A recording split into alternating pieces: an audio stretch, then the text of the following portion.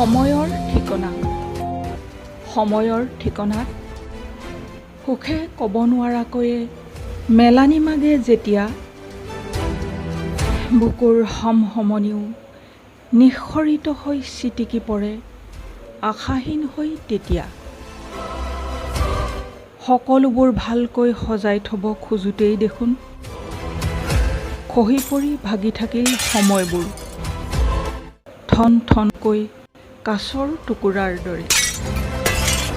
ক'তা হেঁপাহবোৰেওতো কোনোদিন আপোন কৰি ল'ব নোৱাৰিলে কেতিয়াও।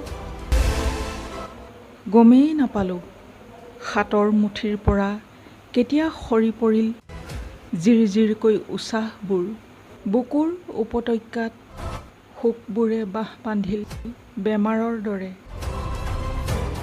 নিদ্ৰাবিহীন ৰাতিবোৰত দুখৰ সাগৰত উটি ভাহি সাঁতুৰি থাকোঁতে ভাগৰুৱা হৈ গমেই নাপালোঁ পোহৰে কেতিয়া পাকঘৰৰ জলঙাৰে জুমি চালে মোক। তন্দ্ৰাৰ আৱেশে সাবটিব খোজোতেই দুৱাৰখন খুলি বাহিৰলৈ ওলাই আহিলোঁ। কাৰণ দুৱাৰতো যে টুকুৰিয়াই আছে কামবোৰে অথনিৰে পৰা। ক'ৰবাত চিৰিককৈ ঘৰ চিৰিকাজনীয়ে মতা যেন লাগিল।